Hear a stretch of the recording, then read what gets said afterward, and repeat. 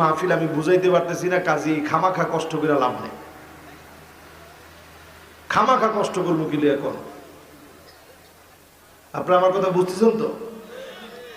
উঠা বসা করেন না, আল্লাহর রাস্তায় আসেন না, যা চলে যাবে না না বাবা। এমনি এই অঞ্চলের লোক ওই দেখছেন মেলাটা বেশি পছন্দ আর কি। মিশা কথা কইছি? আর দোকানপাট কিসের দোকানপাট? মাহফিলের আশেপাশে কিসের দোকানপাটা?